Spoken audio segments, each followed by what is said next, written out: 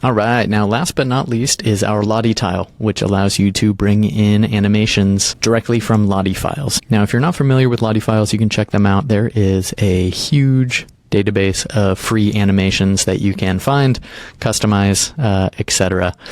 They also have a free account that allows you to do a handful of custom animations as well. But back in the tiled builder, let's just say that we have a scroll tile and we want someone to know about it. So we'll see in the bottom right hand corner, there's a little scrolling animation that we have here.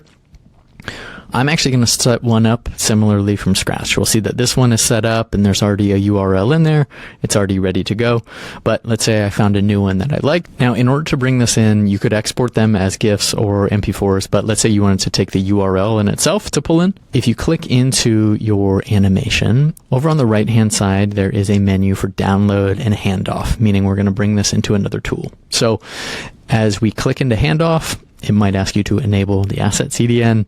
And then what you're going to do is out of the box, this asset link is set up as .lottie. You're actually going to want to toggle that over to Lottie JSON. And then we'll go ahead and copy that link. As we go back into tiled, now we will grab our Lottie tile, put that in the corner and paste in our link. And then from here, you can determine, do you want it to autoplay? Do you want it to loop? Maybe it doesn't start until you play on hover. Is it clickable?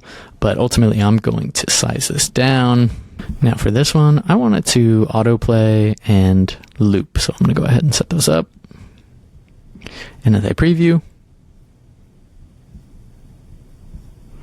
see, now there's this little animation that's in place. So you can set it directly on the page canvas. If you wanted it to move with the scroll, you could also go into the edit scroll tile and then place it in there so that it was stuck to the canvas so that it moves as you scroll. But either way, that is a brief overview on using the Lottie tile, what it's capable of, and grabbing the right URL from Lottie Tile to bring in. One caveat, the Lottie Tile goes off of URLs, right? So it is web-based. You do need connectivity, something to factor in if you're going to be using or accessing your micro apps offline. If that's the case, you might just simply want to export and bring those in as assets. So GIFs or MP4s. That way you can cache them locally to the device instead of having to call on the Lottie URL, which requires connectivity. So at any rate, thanks so much for tuning in. If you have any questions on the Lottie Tile, don't hesitate to reach out to support@tiled.co.